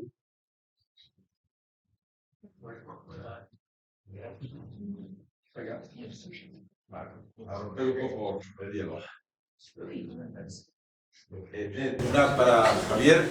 El asunto sería, a los que estamos así oyendo, leyendo, escuchando todo eso, ¿qué pasa? Porque, en primer lugar, todos los años sobre todas las naciones del mundo, sobre todo el mundo, ¿no? Les cuesta llegar a acuerdos. A última hora tienen que atrasar 2 días más las negociaciones para no acordar nada serio. Entonces, no sé, ¿qué percepción, como científico que estudia eso, cómo se os queda el cuerpo, ¿no? Cuando veis que todos los estudios del IPCC, ¿no? ¿No? Se quedan en nada, año tras año, ¿no? Se queda en nada, pues se queda en acuerdos tan exiguos, tan poco comprometedores, ¿no? ¿Qué os pasa? Pues es que es muy difícil llegar a un acuerdo con todos los países. Ahí entra un poco la ideología, el nivel en el que está el país en desarrollo. Claro, se habla un poco de justicia ahí también, ¿no? Pues ahora les toca a otros contaminar, nosotros contaminamos, ¿no? ¿Qué les vamos a decir? Que no lo hagan, pues tenemos de alguna manera que beneficiarles entonces, ¿no? Porque ellos tienen que crecer. Entonces es muy difícil llegar a acuerdos. Se llegan a última hora y lo que tú dices, y no se llega a nada. Yo creo que nos tenemos que quedar más, en este caso, con Europa, que sí se están haciendo cosas. Y sobre todo, que es lo que yo repito, con la concienciación. Concienciación social. Hace 40 años no se hablaba de nada de esto. Pero no se hablaba ni de ecología, ni se hablaba de cambio climático, ni se hablaba absolutamente nada. Ahora ya está en el aire, ya se está hablando. Lo que pasa es que las cosas, las acciones llegan más tarde, mucho más tarde, pero hay una concienciación social brutal. Si miras el mundo a día de hoy, lo miras hace 50 años. Entonces yo creo que sí hay un progreso. Hay un progreso, cada continente está llegando de manera diferente, pero sí hay un progreso. O sea, está sobre la mesa, se está discutiendo. Y yo creo que eso, por ese lado hay que ser positivo. Lo que pasa es que no estamos llegando al tiempo al que deberíamos llegar. Entonces, el ser humano al final actúa cuando no le queda otra y me da que vamos a tener, vamos a funcionar así, mal y tarde. Pero bueno, sí que hay que quedarse con que se habla y que hay una concienciación social muy grande. Y eso es positivo. Por ese lado es positivo, al menos. Yo lo quiero ver el lado positivo. Para Javier, Sí. el otro día en una charla de Antonio Turiel decía el papel que ha jugado hasta ahora los océanos a la hora de en las emisiones de CO2 que es absorber y de controlar el aumento de la temperatura. Y que ha llegado un momento en que los océanos, como sabemos aquí en Cantabria, la temperatura está subiendo y que cuando llegue el pico, el desencadenante es muy grave y que va a haber un desencadenante y una de las posibles consecuencias es que no haya estaciones como la que vivimos ahora, tanto para nuestras economías de agricultura como para los seres vivos. ¿Puedes extender esto que dijo? Sí, Antonio Turiel es un compañero mío que trabaja sobre todo en temas de teledetección de satélite y él es oceanógrafo, es experto en estos temas. El océano es un regulador térmico, por eso cuando hablamos de que va a aumentar más la temperatura en las zonas continentales, es porque lo hace menos en las de océano. ¿Qué pasa? Que el océano puede absorber temperatura hasta cierto punto, ¿de acuerdo? Y prácticamente todo el clima del mundo está determinado por la océano. ¿Por qué? Porque nosotros, por ejemplo, la lluvia que llega a España no se genera en España, se genera en el Atlántico Norte, ¿de acuerdo? Entonces sabemos que esa nao, la oscilación del Atlántico Norte está cambiando. Si varía, variarán los patrones de precipitación que llegan a España. Las corrientes son el regulador térmico del mundo, las corrientes oceánicas. Es lo que lleva la temperatura caliente a las zonas frías y la fría a zonas más templadas. ¿De acuerdo? Si eso lo cambiamos, cambiaría el clima de todo el planeta. Y eso es lo que está pasando. Cuando hablé y puse el ejemplo de esa corriente del Golfo, que existe porque hay un gradiente, le lleva existiendo durante miles de años, si ese gradiente de temperatura entre latitudes altas y latitudes intermedias cambia, esa corriente se debilita. Y lo que está pasando en los últimos años es que esta corriente a veces va para acá, a veces va para acá, a veces está dando tumbos, ¿de acuerdo? Y eso tendrá un impacto muy grande. Antonio Turiel, que no sé si le conoces, él habla de que solo tenemos dos caminos, ya que has nombrado a Antonio Turiel. De un crecimiento sostenido que no existe, eso cuando escuchéis crecimiento sostenido eso es una falacia, mover un crecimiento sostenido en un mundo en el que los recursos son limitados, eso es imposible. Entonces, tenemos que hacer un decrecimiento sostenido o un empobrecimiento sostenido. Esas son las dos caras, a ver cuál vamos a elegir, ¿de acuerdo? Dando un poco para pensar. Empobrecimiento sostenido, desigualdad, los que tienen podrán acceder a las cosas y los que no tenemos, pues no podemos acceder a las cosas. Y un decrecimiento sostenido es que precisamente haya políticas que digan quién, cuándo y por qué puede acceder a las cosas. Bueno, entonces ya son un poco, hablando de Antonio Turiel, que es muy interesante escucharle, porque él habla un poco de las energías renovables, también la problemática que hay detrás de las energías renovables, que es brutal, eh, y que no es la panacea tampoco, aunque tenemos que ir a por ella. Entonces, bueno, si tenéis preguntas por ahí, extiendo eso, por no, por no enrollarme, pero escuchar a Antonio Turiel. Sí. Sí, el tema que has comentado de la transición justa y que parece que al menos en Europa puede haber algunos visos de que se están planteando ese tipo de políticas para, para acercarse un poco a ese concepto de la transición justa. A nivel mundial, ¿alguien se está planteando esto? ¿Alguien puede liderar esto? Que a nivel mundial, desde el punto de vista de política económica, tenemos un gran problema, que es que no tenemos un gobierno mundial. Y cuando tenemos un problema mundial, como es este caso del calentamiento global, queda de manifiesto, ¿no? Nos pasa también con otros problemas. La fiscalidad internacional se escapa porque no hay alguien capaz de imponer ese orden a nivel mundial. Por tanto, bueno, pues pasa un poco, y esto me recuerda a la pregunta también que hacía Flores. Es decir, ¿a qué vamos? Pues a no poner orden hasta que ya no queda más remedio. Hasta que los dos coches no van a chocar, no hay uno que frene. Eso es un problema típico. Claro, el riesgo que tiene eso es que se acaben chocando. Y con la transición verde, pues ocurre un poco algo similar, con la transición justa, ¿no? Es decir, tendríamos que pensar en los países más pobres, darles incentivos o darles ayudas para que no contaminen, porque claro, aquí dejamos de contaminar, que bueno, pues hay que hacerlo y nos corresponde también, tenemos un papel histórico, ¿no? Pero claro, si contaminan otros, pues por un lado ganamos y por otro lado. Entonces, seguramente cuando hablamos del caso de África, por ejemplo, que va a vivir una explosión demográfica y África espera crecer económicamente. Claro, África es que está, o la India, por ejemplo, esperan crecer. No quiere decir que se van a convertir en Europa, pero más bien, si miramos un poco a China, China viene de muy abajo. Pues eso está pasando en China. En India también está creciendo mucho, por lo tanto también está contaminando cada vez más. África también está empezando a crecer económicamente, llega a un cierto crecimiento, pero también va a contaminar. Entonces, necesitamos un orden también en eso. Es decir, necesitamos que ellos contaminen menos, pero eso va a necesitar también ayudas. Pues también, o sea, ese fenómeno que podemos ver de una transición justa a nivel europeo, pues también nos lo vamos a tener que plantear a nivel mundial. Lo que pasa es que claro, a nivel mundial es más difícil, porque no tenemos un gobierno mundial. Tal vez el primer paso sea hacerlo a nivel europeo, que ya es mucho, ¿no? Es decir, nos vamos a poner de acuerdo para que las regiones que van a tener que dejar de contaminar y por tanto, o las que más van a tener que dejar de contaminar, pues los vamos a poder compensar. Bueno, hacerlo a nivel europeo ya es mucho, pero sí, claro, tendríamos que hacerlo también a nivel mundial. Yo creo que es un tema que hay que poner sobre la mesa también, es interesante. Gracias.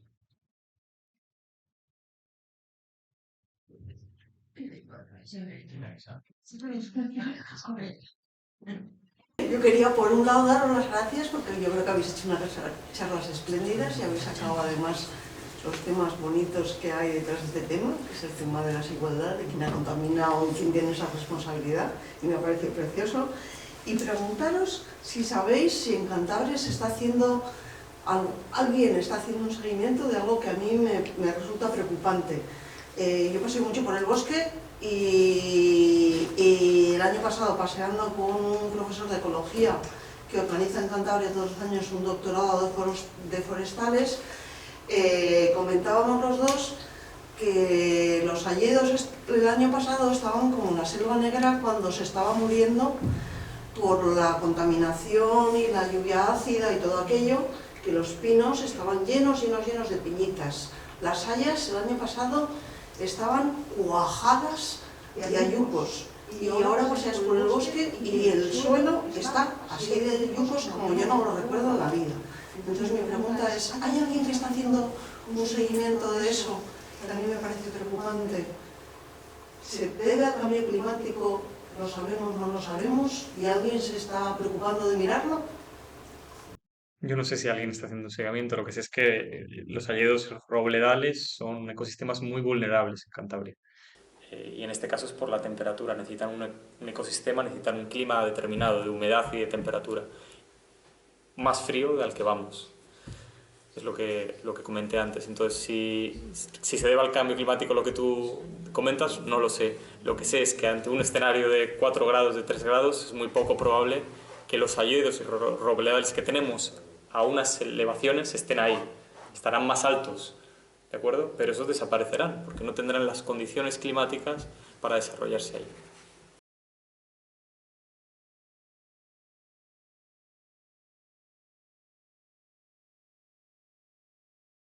No sé qué grado de relación llegáis a tener a lo largo de vuestra vida profesional de vez en cuando con políticos de la comunidad autónoma. Pero yo algo que ya conocía, pero que además lo habéis comentado en los mapas, tanto en los escenarios climáticos como en los aspectos económicos, la comarca, o sea, el sur de Cantabria, Campo, climáticamente lo tiene negro y como industria electrointensiva más negro todavía. Entonces mi pregunta es, ¿alguna vez os relacionáis con políticos, que esto se lleva viendo desde hace 10 o 15 años, a los que se les puede hacer tomar conciencia de que eso está ocurriendo? Porque la gente allí lo tiene claro, o sea, el declive poblacional es terrible. Pero la gente es consciente o inconsciente, pero lo está viendo y desaparece de allí. ¿Alguna vez habláis de ese tema o tenéis oportunidad de hablar de ese tema con políticos? Desde vuestras instancias, desde la universidad o desde... Si me permitís, como medio campurriano por parte de madre que soy y medio bayuco por parte de padre, o sea, al final el género tengo todo y el cariño mucho a esa zona del sur de Cantabria, pues me preocupa mucho, ¿no? Porque, bueno, es una zona que viene sufriendo mucho. Y es que se especializó, bueno, le tocó mala suerte la especialización, me especializo económicamente en el acero y en la nieve, ¿no? O sea, dos cosas que por A o por B, pues muy mal, ¿no? En cuanto a mi relación con políticos, bueno, pues vamos a decir que es más esporádica, pero me da la sensación de que cuando les hablas de un problema de aquí a 2050, ¿no? Bueno, en 2050 ya... Mira, este no es de los 2050, es de Bueno, hace sí. 10 años ya. Claro, o sea, Eso ya pasó. se está ocurriendo. Yo en alguna ocasión que, pues, por ejemplo, recuerdo cuando trabajé en el libro del centenario de la Naval, ¿no? De Reynosa, pues sí, hacer algún comentario. Oye, es muy importante diversificar la economía, ¿no? Una economía es complicado que esté solo en una cosa, ¿no? Cuando es algo, bueno, el turismo, ¿no? Aquí en Cantabria aparece el turismo, ¿no? El turismo, y campo también, turismo. Yo es que soy bastante escéptico con el tema del turismo. Bueno, bastante crítico, sí, que da una serie de... Bueno, pero fiar todo al turismo, pero precisamente por eso, ¿no? Un poco vamos a decir, el tema del monocultivo, que en agricultura se entiende bien, ¿no? Si yo toda mi economía la pongo al cultivo de X, si la cosecha de ese X va mal, pues mi economía sufre, ¿no? Pues con el turismo un poco lo mismo, además de todas las consecuencias que tiene, ¿no? Se satura, además es una zona tan estacional como es Cantabria, que se satura el mes y medio que funciona el turismo en la costa, pero es que encima en campo el turismo pues poco. Así que bueno, puede ser una actividad más, ¿no? pero poco. Sí, en cualquier caso, poner medidas ante el cambio climático requiere un coste económico, entonces ningún político quiere hablar de eso. Ese es el gran problema. Y luego nosotros, que nos dedicamos a la investigación, nosotros proporcionamos información, nos llaman los medios de comunicación de vez en cuando, pero los políticos no nos llaman, no nos llama ninguno.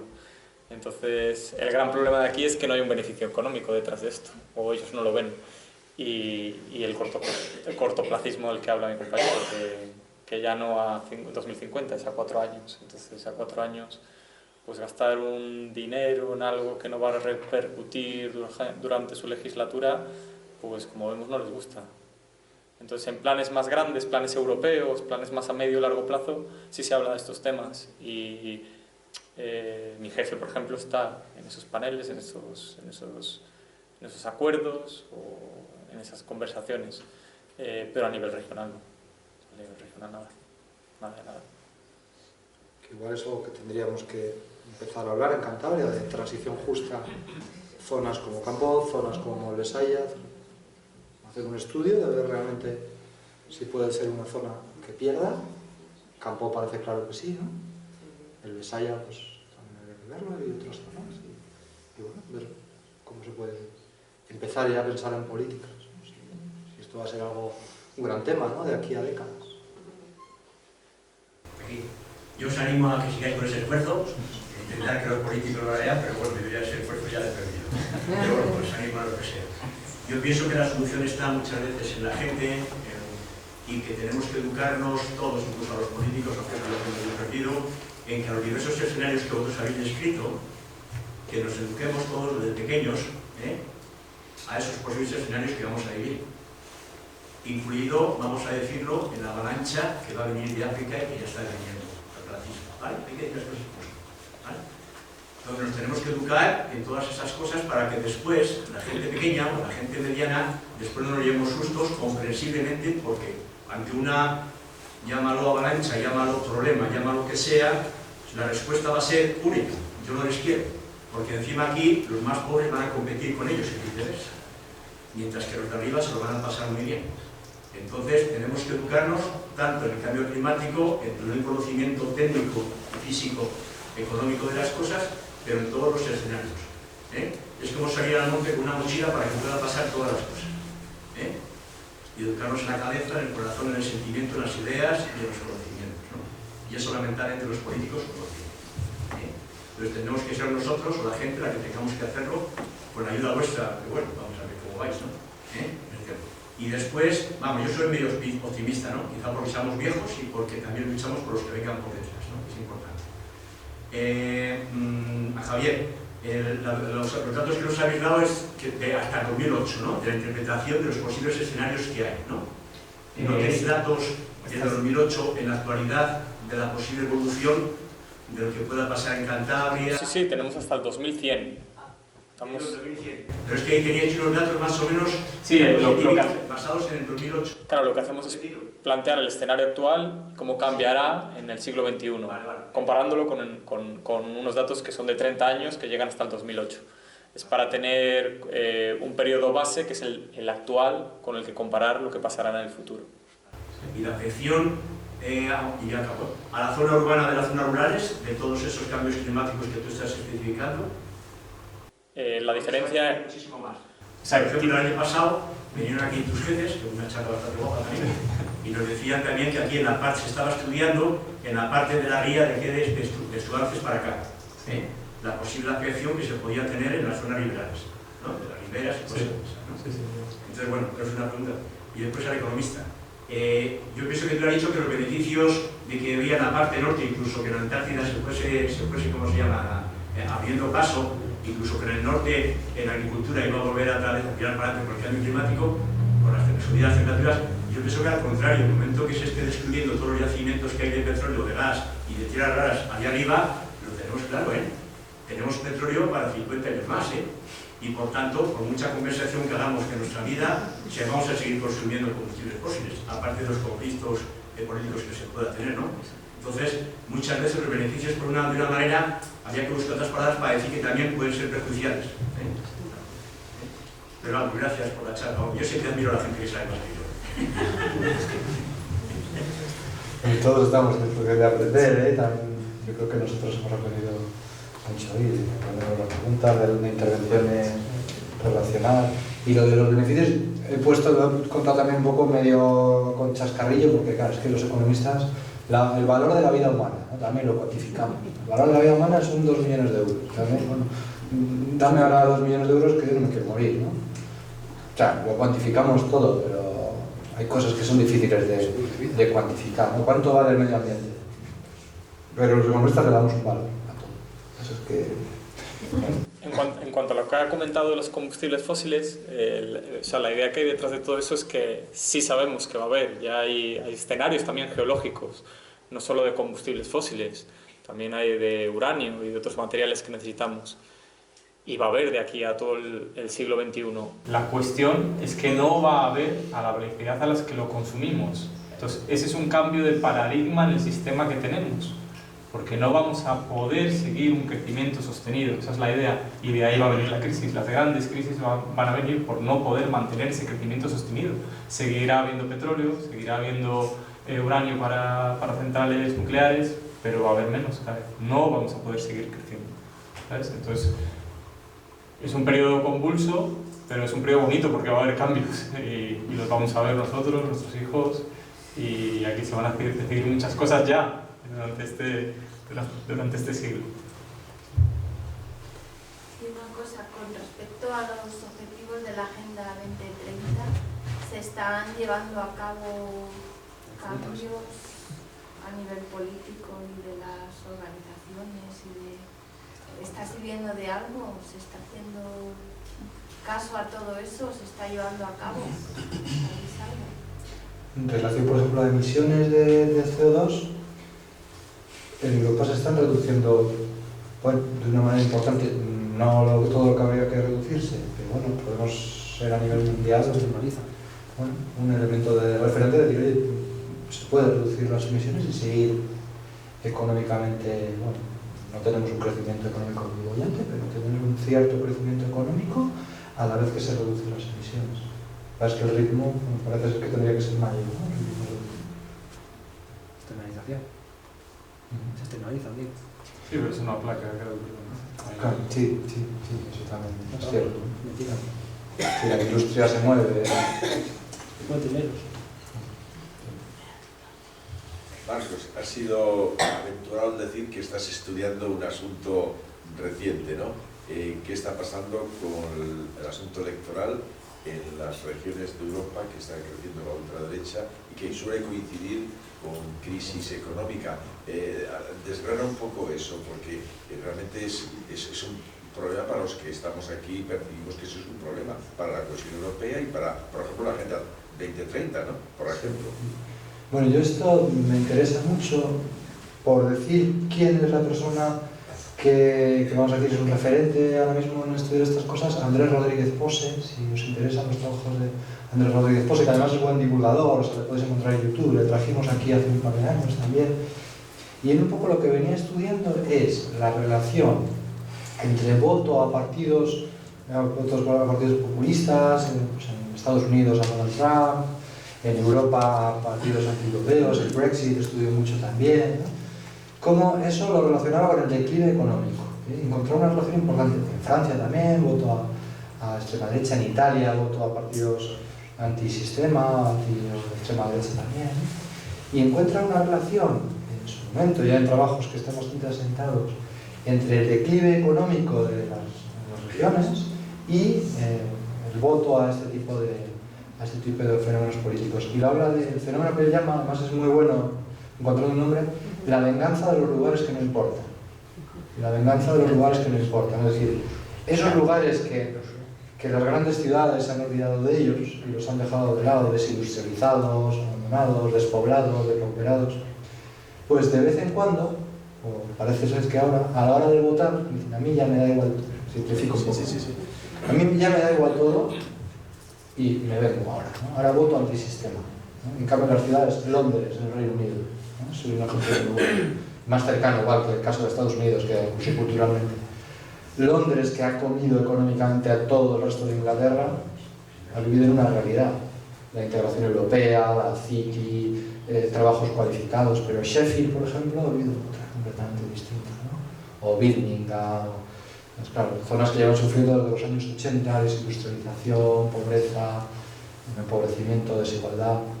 Entonces estas zonas, claro, hay un choque entre Londres y el norte de Inglaterra, que no se ve. Bueno, se ve si uno da una vuelta por allí, pero parecía que...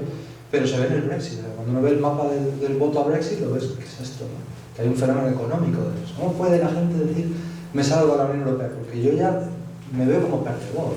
Yo ya veo que hace 40 años que llevo perdiendo, ¿no? Y bueno, voy a ver si es la Unión Europea o... Ya me replanteo ya todo, ¿no? Ya dejo de creer en nada, ¿no? No creo ni en Europa, no creo ni en los políticos, no creo en un poco esto, que es difícil de entender, es un poco difícil de entender, pero él lo conecta, ¿no? Económicamente. Y entonces ahora lo está conectando, esto es algo muy incipiente, ¿no? Con el tema de la transición verde. Entonces está hablando de los lugares más vulnerables ante la transición verde y que por ahí podía haber también ser un motivo de descontento político y exacerbar un poco todas estas cuestiones. Bueno, pues yo quiero estudiarlo, no sé si a nivel de regiones europeas, a nivel de... Me gustaría mucho tener datos de comarcas españolas, pero en la charla de hoy se me ocurre, yo estaba pensando cuando hablaba antes de campo y tal, municipios de Cantabria. Por lo menos todavía será muy pronto para ver estos fenómenos políticamente cristalizar, pero sí que se puede estudiar la vulnerabilidad ante la transición verde, por ejemplo. ¿Qué zonas, qué municipios, qué comarcas en España, si tuviéramos datos, son más vulnerables? ¿Por qué? Porque tienen una especialización en la minería del carbón, porque tienen una especialización en una industria electrointensiva, porque ver todo este tipo de variables que ya está trabajando, si os interesa, Andrés Rodríguez Pose, que bueno, los trabajos, la mayoría estarán en inglés, pero va a tener charlas en español también, entre otras la que dio aquí la Universidad de Cantabria, aunque la dio online, ¿no? Porque nos pilló lo del COVID, bueno, nos la dio a los estudiantes. Y es muy provocador, porque es eso, ¿no? Los lugares, la venganza de los lugares que no importan. Hay un reportaje de Jordi Évole, no sé si lo visteis, un programa que hizo que era el auge de la extrema derecha en una zona del norte de Francia, que no recuerdo cuál es, pero que era minera, y que cerró la mina, y como esa gente, la mayoría, era el sitio de Francia, el segundo o el tercero, que más votaba al partido de Le Pen, de Marine Le Pen. De hace 3 años aproximadamente así. Ese sería la venganza de los lugares que no importa. Estoy pensando en una película también, Bienvenidos al Norte. Cuando era gracioso, ¿no? Luego le daban 8 apellidos vascos y todo esto, abusó de este tema, ¿no? Pero la de Bienvenidos al Norte es simpática. Y lo trata eso, la zona, arquitectura de ladrillo, beben cerveza en vez de vino, ¿sabes? Y es una zona muy depauperada de Francia, ¿no? Y es los lugares uno de los lugares que me importan. Frente a París, ¿no? Sí. Sería otro ejemplo, como el que he puesto de Inglaterra. Pues hay una última pregunta por ahí atrás. Sí, yo quería hacer un comentario de mi percepción sobre lo que se llama el cambio climático desde un punto de vista de clase obrera. O sea, para mí existe la clase dominante parasitaria y la clase obrera que somos nosotros, luego cada uno será de un partido, del otro, o anarquista, o lo que sea. Y a mí me da la impresión como que esto del IPCC, esta Biblia de los datos, está controlado por la clase dominante parasitaria. Os voy a poner un ejemplo. O sea, no sé si se ha mencionado, disculpadme porque llegué tarde, que no pude venir antes, la geoingeniería, las fumigaciones que hace el gobierno para manipular el clima. Seguramente alguien esté pensando, ya está aquí el típico futurólogo conspiranoico terraplanista, tal, no sé qué. Voy a comentar unos breves ejemplos sacados del boletín oficial del Estado, que creo que son tan válidos como el IPCC. Por ejemplo, la ley de aguas del año 2001, si alguien lo quiere, luego se lo dejo, lo que sea, la ley de aguas. El artículo 3 dice, modificación de la fase atmosférica. La fase atmosférica del ciclo hidrológico solo podrá ser modificada artificialmente por la Administración del Estado o por aquellos a quienes esta autoriza. Y esto lo hace 20 y tantos años. Si nos vamos más atrás, tenemos en 1979 acuerdo sobre el proyecto de intensificación de la precipitación, que esto es para hacer llover, entre la Organización Meteorológica Mundial, el gobierno español y otros Estados miembros, en enero del 79. Un par de ejemplos de estos últimos años. Por ejemplo, tenemos uno que era del 2020, a ver si me encuentro por aquí. Abril del 2020, que es una orden, la 351/2020, donde se autoriza a las Fuerzas Armadas y a la Unidad Militar de Emergencias a utilizar biocidas autorizados por el Ministerio de Sanidad para desinfectar, para hacer frente a la crisis sanitaria del COVID. Esto es el BOE del 17 de abril del 2020. Entonces, claro, obviamente, con estas fumigaciones del ejército, pues los días siguientes mucha gente fue a los hospitales porque no podía respirar, obvio. Pero bueno, no vamos a entrar en ese tema. Y otro último, por ejemplo, es uno del 2022, de la Comunidad de Madrid, donde unos agricultores se quejan porque el gobierno no les deja cultivar, en el sentido que hay una sequía. O sea, este es el boletín oficial de la Comunidad de Madrid y dice: Confederación Hidrográfica del Tajo, expediente de la Cámara Agraria de la Comunidad de Madrid.